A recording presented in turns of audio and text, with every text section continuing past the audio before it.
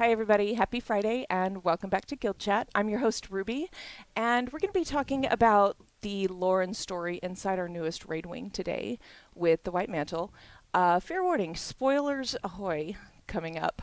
I'm with a couple of our game designers, Bobby and Andrew. I'll let you guys introduce yourselves for our newer members of the audience. If you guys are new, thank you for coming. And what you guys do here to Reading It. I'm Andrew Gray. I'm a game designer. I'm Bobby Stein. I'm a writer, narrative person, narrative lead. I want to see your business card because I kind of want It's that. like titles I and know, everything change it's like here all the crossed time. out and So things written up there. when we last saw my name in credits anywhere, that was my title. So, but yeah, I've been working on the raids for a while now. Mm-hmm. So we released our newest raid wing this week, and what day was it when someone got to the end? It took a little while. I think it was roughly about a day later. Yeah, it wasn't like someone immediately went in and just trampled everything. No, I know the first two encounters were cleared, relatively quickly. Mm-hmm. I'm a terrible judge at this, by the way, because I'm still trying to work up my skills so that I can beat them with a team. But some really good players were able to get, some really good players were able to get through to the final boss within the first day, and I think the first clear, I believe, was the next day.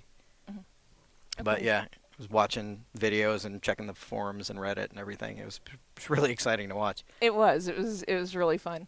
Well, we had talked a lot in the weeks coming up about Slothosaur. Can you say it, please? Slothosaur! Thank you. It just entertains me. I didn't tell you I was going to ask you to do that. I'm sorry. We talked about Slothosaur a lot in the weeks leading up. We kind of didn't want to spoil you on the White Mantle, but now that they're out there, we're going to kind of talk about the history of these guys, because if you've been around Guild Wars 1, Guild Wars 2 for a while, you know that this is a long-running group, and these guys have been around for a very long time. Why don't you guys talk a little bit about the history of the White Mantle as they've been in Tyria for so long? Sure. Would you like me to start? Or Sure. Oh, okay. So, for people who have played Guild Wars 1, Prophecies it's kind of known as, but yeah, the first Guild Wars game, the White Mantle were a pretty big part of that story. And what I would recommend is if people haven't played Guild Wars 1, hey, go buy a copy. It's probably pretty cheap. But yeah, so that's the first time they've been introduced. And at any rate, without spoiling any of that story stuff, through a series of events, you encounter them and some of their enemies, and bigger plot gets uncovered and whatnot. But you do end up kind of at odds with them. They seem like such nice, helpful people at first. Yeah, they start off on the right foot. They're protecting villagers from undead and such. But then they kind of turn out to be not so nice. Yeah, and even after the events of that, when we were doing things like the bonus mission pack, players actually got a chance to play as Saul, who was their founder, and see a little bit more of a different side of them. As everybody knows, right, there's two sides to every story. Mm-hmm. So that was a really good opportunity to look at maybe, people outside the White Mantle would probably look at him as the boogeyman and them as being really awful people. Probably within their own ranks, they wouldn't be twirling their mustaches all day. They probably don't necessarily think that they're all that bad. And to be fair, they had done some things throughout history that maybe weren't so bad. They pushed the Char out. So, but some obviously, people might feel ambivalent about that too. Well, and obviously, like that's a whole other issue.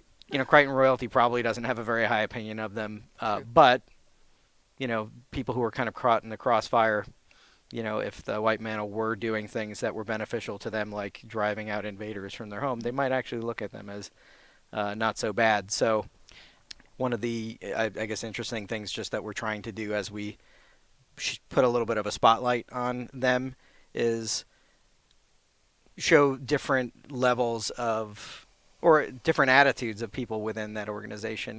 They have a history of using kind of hired help. So some people maybe are just in it for the money or the advantage that they get for rolling with a group like this, whereas others might be true believers of whatever cause. So I think what we're trying to do, and this is not something that will happen all at once, but we did it in the original Guild Wars, and I think we where it makes sense in Guild Wars 2, we would want to kind of show a little bit more dimension to them. Yeah. Yep. Well, let's look at a couple of these. You mentioned Saul, and in Guild Wars 2, Saul D'Alessio is a name you might know as the founder. So who was he, and how did... Let's go a little bit into who he was and how he founded the White Mantle. Because that was a first Guild Wars thing. Yeah, so before he found the Mersat, he was sort of a drunkard, a swindler, not really on the right path, so to speak. Not the most useful of people. Legend has it he met the Mersat in the jungle, and they showed him the light, and they told him that they were gods, and that they would lead Kryta to better times. And for a time, this thing keeps falling. You're having a I'm problem. done with That's it. cool. I'm done with it. I'll tell you if there's anything you need to know. Cool. Yeah, thanks. And then for a while that was true. I mean, like Bobby mentioned, the Char did invade, and with the help of their unseen gods, the White Mantle were able to repel the Char. So one could make a very strong argument that if it weren't for the White Mantle, things wouldn't be very good in Kryta. It would probably be a lot more Char-y these days than it is. Again, some people might have different feelings about that. Just saying. Yes, no, Yeah. I know. Yeah. My player character would have a problem with what you just said. Well, you know, that's Andrew's like, shut up. the Char are, the Char. Char are awesome. So, Saul at the end of that battle sort of vanished from the world. Questionable where, but he's gone.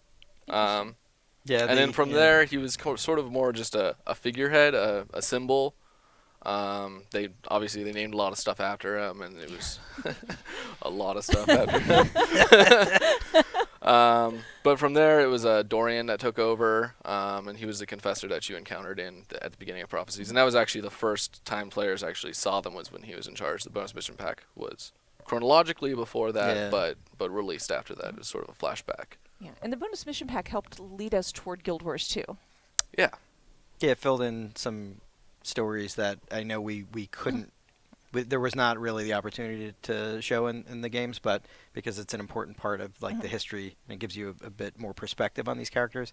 It was a really cool project. I mean, I think you worked on it too. I know I did, and some other folks who were here way back. I tested on it. Yeah, it was it was really cool. Plus, I think the other thing too is one of our animators, Chuck, was working on the cinematics in the bonus mission pack, and I know he had a lot of hands-on trying to kind of push them a little harder than some of the Guild Wars 1 cinematics were kind of tame in comparison to what we can do now in Guild Wars 2.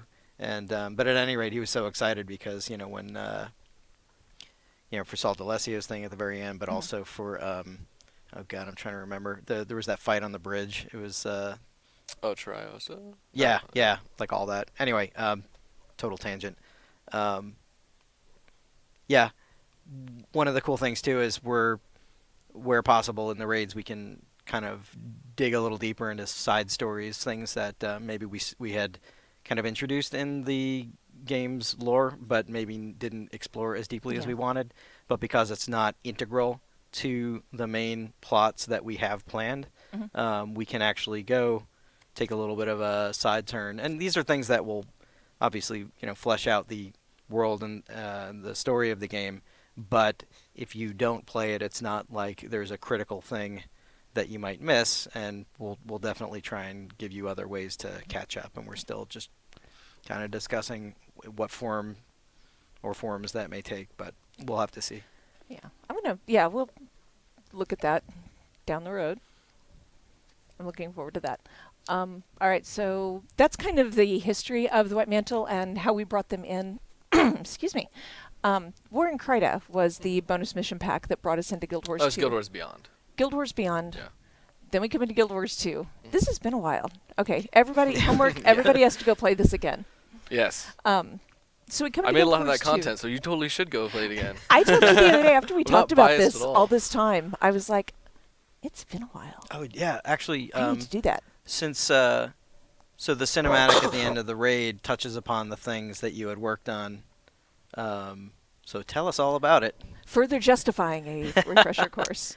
So War in Krita takes place, I believe it's a couple years after the events of Prophecies. The White Mantle have certainly lost a lot of their grip on Krita, but they are still the ruling party. It's the Shining Blade and Queen Salma Yay. are sort of making a push to reclaim the country for the Crichton monarchy.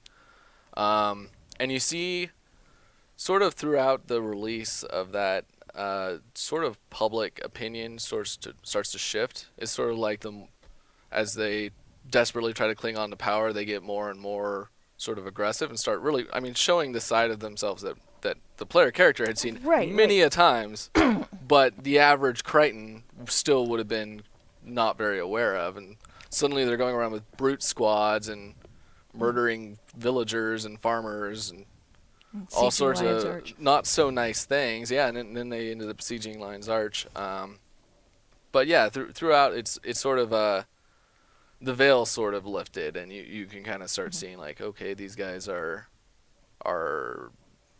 maybe not pure evil, but they certainly are willing to perform evil acts to meet their goals.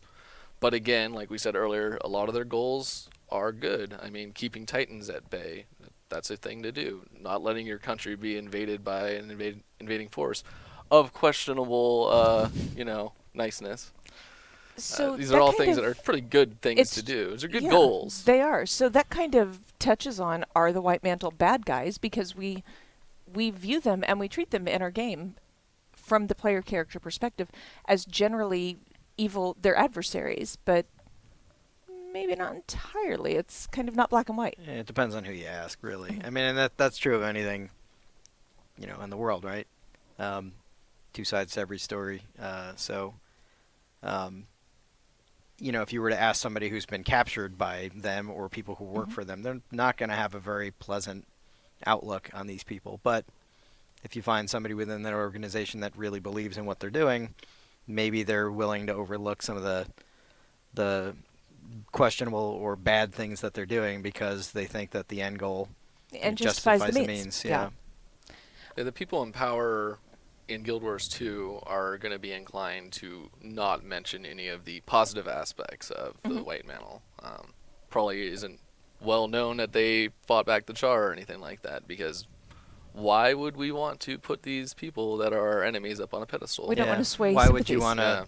Yeah, and actually, you had brought up a good point earlier before the show where it was just, in the core game, there's not a lot of information about the White Mantle because it mostly wasn't pertinent to the story unless you were playing a human character and you wanted to know about your parents. If you choose that biography, Right. and you're hearing about them from people who are tasked with kind of keeping them down, right? The Shining Blade, they're largely aware of what may be going on in the world. They can't be everywhere all the time, so sometimes the player will stumble onto something that maybe they're not aware about, or, So in the case being in the raid, you would think that, hey, why isn't the Shining Blade there? Well, why would they be out in the jungle taking care of this when they've got things to worry about at home, right?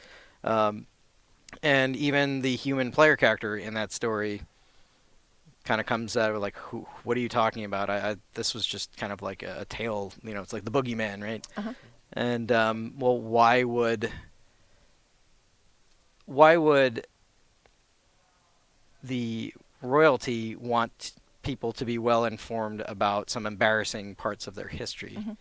Yeah, why would you want to make a huge deal of that? Well, obviously, if the king fled because he didn't have the stones to fight a war, That's true.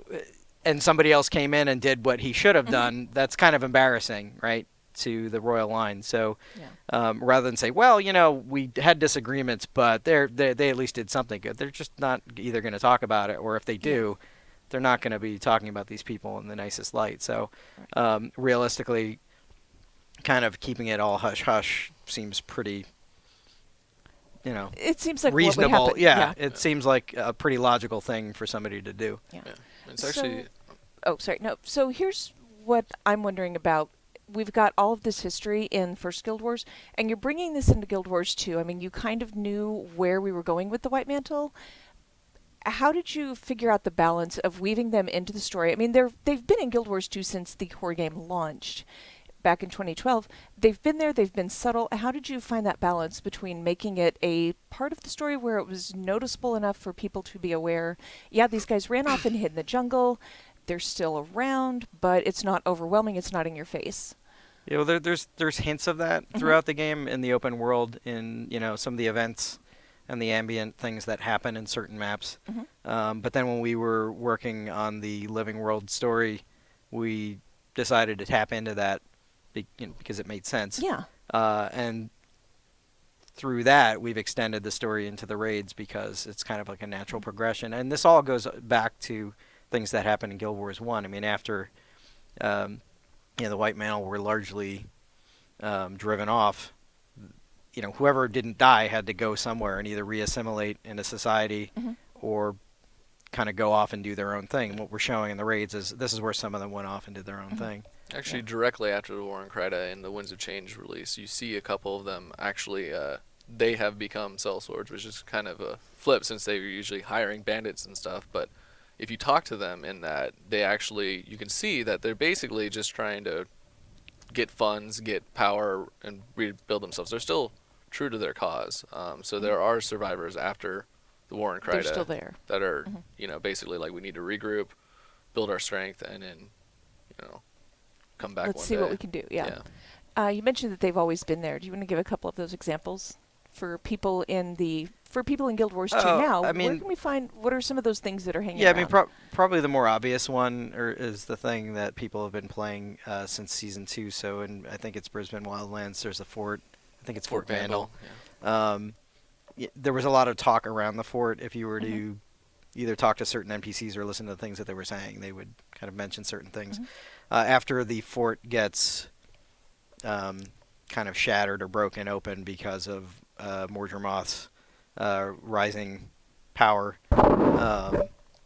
you're able to get in there and explore a little bit and go through their stuff, and then also check out things like a busted Asura gate that was there. It's like, well, where did it go? And we weren't really very clear as to where it could have gone. And gates aren't static things. I mean, generally in the game you encounter one, it tells you where it's going to take you, and that's where it takes you. But lore wise, they could go anywhere. They can be retuned and recalibrated. So the idea is, okay, where did they go? And again, we've hinted before in the game and in previous games that they may have headed toward the jungle. So when you actually get to Salvation Pass, you kind of put two and two together that, hey, maybe this is a place where some of these people were going. Why? Well, because they've been setting up here for a while, and if they really need to retreat into a safer place that's out of the way to do whatever it is that they're doing,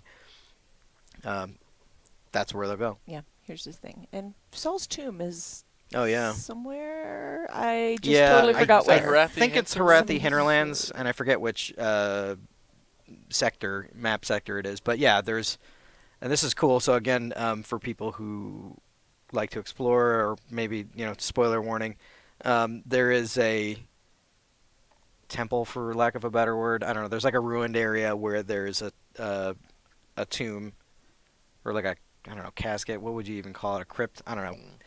Well, words are hard. So at any rate, when you think you're not a writer. Yeah, I pretend. You do really well. Thanks. You go and you find this item or object where you expect a body to be in, but you can't get at it. And if you go to, I think it's a statue that's nearby, and I don't remember if you kneel or if you do something else. Anyway, you do these kind of sort of Easter eggy things to create a chain of events, but if you run back into the room, you'll end up fighting a tomb guardian, for lack of a better word. But what you realize is that you would expect the body of Saul D'Alessio to be here, but hey, guess what? It's not. People don't know whatever happened to the guy. But it doesn't, you can have a gravestone or a tomb and not have anything in it because it's a monument to something. But there is that open question, well, whatever happened to the guy? I mean, there are a lot of, I think, questions that we've introduced throughout the years that I think where it makes sense, we'll answer those questions. And, just disclaimer, we're not going to answer every open question that there has ever been. But I think we want to look at where we can tie things up. So, for example, the Asura Gate in Brisbane, if you play the raid and you put 2 and 2 together, it's pretty clear that that's where they were connected, between the two. So, Yeah. so little things like that where it makes sense will make that connection for people. That's funny you talked about that, about the spirit in the tomb not being Saul. I did Yep. that. I mean, it's been a year or two since I, as a player, stumbled across that and did it. And I remember we were thinking, oh, that's really weird that that's not him. And I don't remember if we looked into it, if we, thought about it too much. But I just now, as you were saying that, because yesterday we were like, oh, yeah, Saul's tomb. We should totally talk about that. And just now, as you were saying that, I was like, oh, I don't remember if we thought about that or not. But yeah, I was just now empty. put two and What two a together. twist! He was beamed up at the end of the bonus mission pack. Never You seen heard it here again. first, you guys. I don't think we had an effect for that back then. Did we? Beaming up. He faded. confirmed. He went back to his home planet. Oh no! Oh no! Poochie the dog. Oh my gosh! Everything just a whole new planet just opened up. Thanks, guys. Bobby, you have stuff to do now. We're gonna Should make I a leave? planet. Is that You my look cue? terrified. Yeah. Like, What does you this just have to mean? follow through on this random thing that Andrew said. So we talked a little bit earlier. I have a couple things that I wanted to ask you guys about. Probably you, more that Bobby's like, oh no, why are you doing this to me? So we were talking about the story and how this is kind of a tangential story inside the raid. Sorry, you. Never mind. I'm thinking back to a conversation we had before we went live, and now everything is ruined. Yeah. Oh, A story before we that explains the Freudian slip.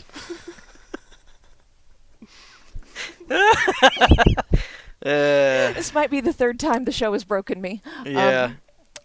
Come on, children.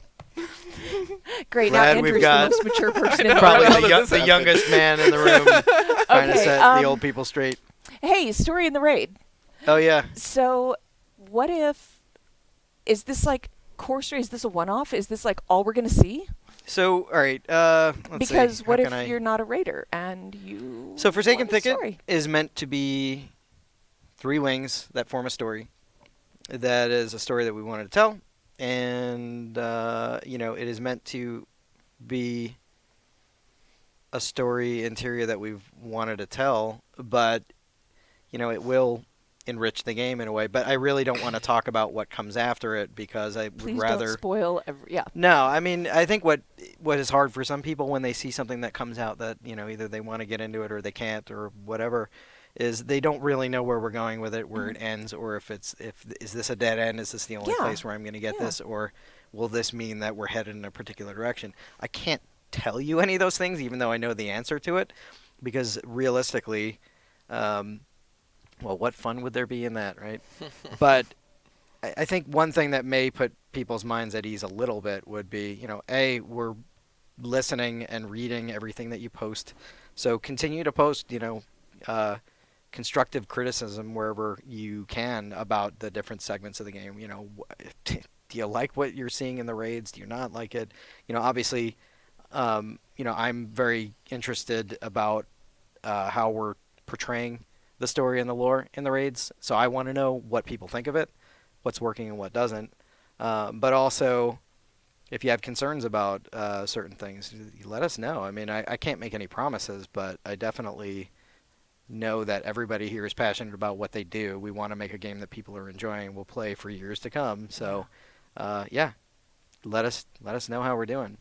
And sorry, and to answer your question, No, that's fine.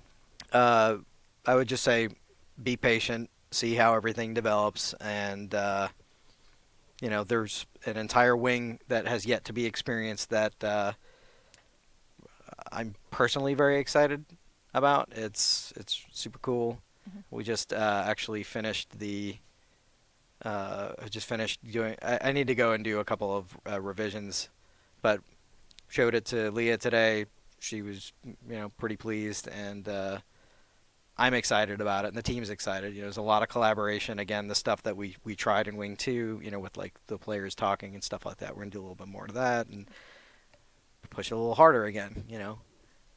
Well, and the thing that I've said before, and we keep saying, we're going to keep coming to work. We're not going to go home today at 6 o'clock and just never come. We're not done. We're going to keep yeah, making more. there's a lot more in store. Is about all I can say. Mhm. There's some good stuff coming ahead. So I would hope that people would, be patient and hopefully trust us. And but know I that know more is trust is coming. a hard thing to manage sometimes. So. And in the meantime, I do know that I really appreciate, as someone who isn't like a hardcore raider, I'm so glad I was done with that. Someone who's not a hardcore raider, I do appreciate that you guys managed to create a way, if I still want to get in there and explore and run around, do you want to, the people who haven't seen this before, do you want to kind of explain how you can go in with a friend who's finished the raid? Yeah, and I actually ended up doing, so I've been trying to clear Wing 1, Spirit Veil. Mhm. It's hard. I'm not a great. Well, it's a raid. Yeah. I'm pretty much the epitome of casual, right? I like to go in. I'm going for map complete. I beat all the stories that we put in there. But definitely, I want to get more into raiding and fractals, right? Just because I think if I'm gonna keep playing the game, I don't want to just it to be routine. I want to get better at how I'm playing the game. And raids definitely encourage that, or you basically you have to be Pretty a better much player. mandated. Yeah. So, but I'm lucky because I'm surrounding myself with people who are patient and are showing me. And sometimes that's hard for people. I get that. I mean, I can relate to it. So the cool thing though about the raids, and I don't know if this is unique to our game or if all games do it. I'll be honest, I'm not a raider in any other MMOs. But the cool thing that if once you beat it and you've cleared the raid for the week, before it resets, you can go back in and it is cleared. So a lot of the optional things and some of the achievements that you could do that were not necessarily related to combat, you can go in with a group or by yourself and take your time just exploring, interacting with things, making observations, trying to see how it all fits together. And the cool thing is because you're not being attacked all the time. I mean, there's a couple of like trash mobs that might still be there, but for the most part, it's clear. You can start to look at if you're even interested in kind of how things are built in the game. This is almost like, hey, why did they put these things here? What does it all mean? You can sit and analyze that stuff because a lot of times, when we're working on the team, Crystal and Jason and Tirza and Tammy, like we all get together, everybody on the team, and we talk about, hey, narratively, what's going on in this area? What are the things that we want to tell overtly or covertly? Some of it is just a simple prop placement would get your mind wandering so that you start to understand. Sometimes we'll call it out. Your character will look at it and be like, hey, what's this wall doing here? Well, that's a pretty obvious call out. But in other cases, we might just put a prop in a particular area or place that is meant to get you to think about what happened before I got here. It's just a little bit more of like an ambient or, I don't know. It's a storytelling technique that's used in film all the time. But games, I think, you can do a really interesting job with it in games because of being deliberate in where you place things and how you interact with them. Yeah. All right. So, is there anything else you guys want to tell us about the White Mantle or Salvation Pass as we know it right now? Play it if you can. And if you can't already, there's some good documentation on the official wiki. If you're more interested in just seeing kind of what's in there, again, it will spoil things. But my guess is if you go on the internet and you're interested in Guild Wars, you probably have some things already. If you're watching this show, some of it's spoiled for you. But I did warn them, so. Yeah. But yeah, I would say check that out to get a sense of the kind of things that are in there. And a lot of really great streams I've been seeing lately of guilds attempting to take down a boss. So if you're interested in learning how to do it, there's a lot of really good documentation on maybe how to do your build or what sort of armor might be a good, combination to go into the fight. Pick a role and then do it. It will take a lot of practice if you're more a casual player. I know when I went in, we tried taking down the Veil Guardian for like 2 hours, and I think we got it down to like 66% health or whatever, right? And I felt like a champ just for doing that. I saw a lot of that right there at the beginning, so. Yeah, but I mean, it's just a learning experience. Well, and the same thing with the Gorsabal fight, right? Like, I play a Tempest, a Char, and okay. Learning what my role is in that fight and then coordinating with a group of people. This is a different way for me to play because usually I would go and do a story instance in Living World or whatever, and Yeah.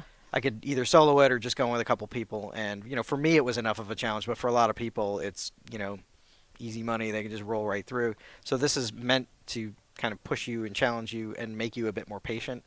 But yeah, we made progress by the end, and I felt a little bit better and more competent. Now when I go out in some of the hot maps, like I can run around by myself and not die a lot because of the things that I started learning and doing in the raids. It made me a better player. Yeah. So that's, I think, one of the cool takeaways.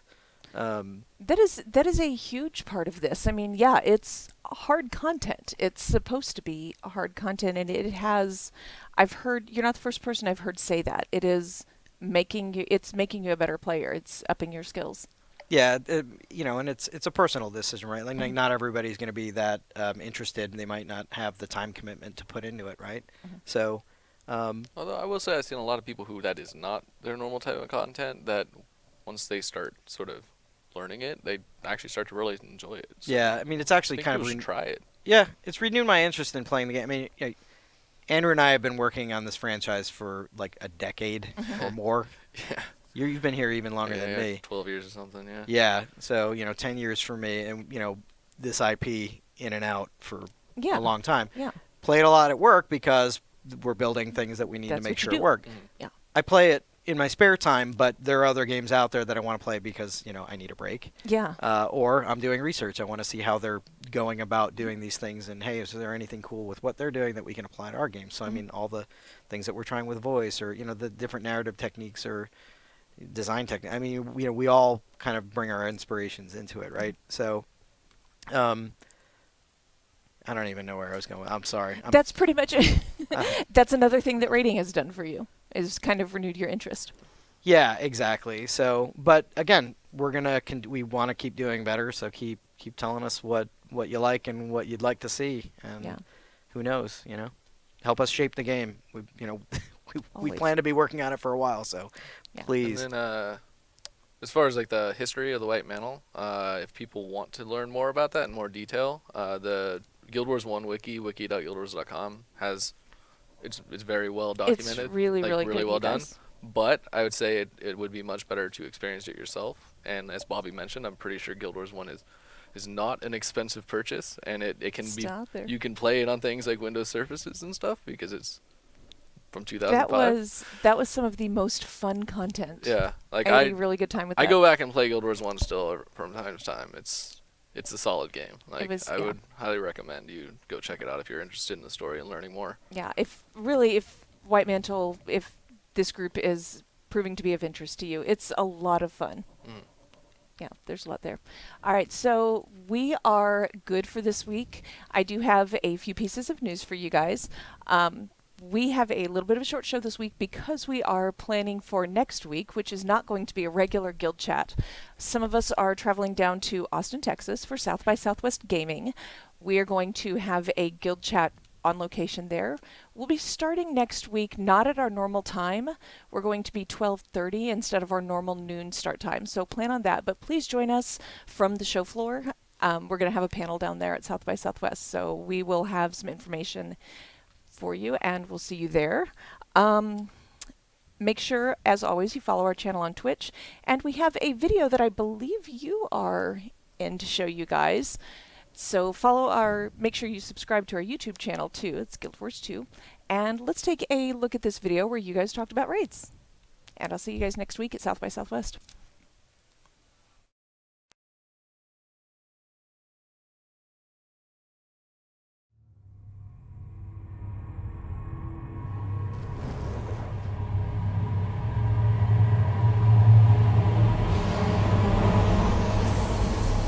White Mantle go all the way back to the original Guild Wars game. Kind of a cool opportunity to bring them forward, a couple hundred years into the current timeline, but also push them in new directions. We're definitely showing some of the darker side of Tyria. Once we had a good idea of where the raids were going to take place, we started looking at where it would fit into the overall narrative of our game world and where we wanted to go. What we're doing in these wings is setting up stuff that will continue well past that. As you're on the outskirts of the Forsaken Thicket, You don't even really know who these people are. They just seem to be a bunch of bandits who've been holed up in the woods. And as you go deeper inside their operation, you start seeing a progression. You get deeper into their backwoods society, and their clothes start becoming a little bit more identifiable. Their ranks start becoming more apparent. The people who you encounter and fight are more powerful. You just start discovering a lot more about their operation. The White Mantle boss that you fight in Salvation Pass, his name is Matthias Gabriel. A lot of his abilities are powered by magic from the Bloodstone, and some of that ties back directly to the magic that surged out into Tyria after Mordremoth died at the end of Hot. And so that's sort of the running theme for all of Salvation Pass, is magic has gone crazy. It's seeped out into the world. It explains everything that's going on, why you walk into some areas, and it's snowing in the jungle. And it's chaos. Building that up, conveying how much strength he has, or is holding in, or not holding in. There's obviously a lore that's tied to it. It's not having to draw from something from the past, but just coming up with something totally new. And I based it primarily off of conversations with the team as we build things out. So it's a really great collaborative process, pulling in from some of the lore and some of the actual amazing assets that were created by other artists. Also kind of identifying, well, in this state, I'm going to actually pare back a little bit, but we still want to be able to convey his power. There's a human form and there's an abominated state. So the human form is clearly going to be still powerful, but a little bit subdued because he's in human form. When he goes into the abominated state, he's crazy. You don't know if it's possession, you don't know if he can't contain his power, so it's where the chaoticness comes in. This meant two variations on the effects to show how he had become more powerful in this final state, and so some of the effects were altered a little for the final phase. The teams worked really hard on this, and everything really came together. It's going to pay off for the players.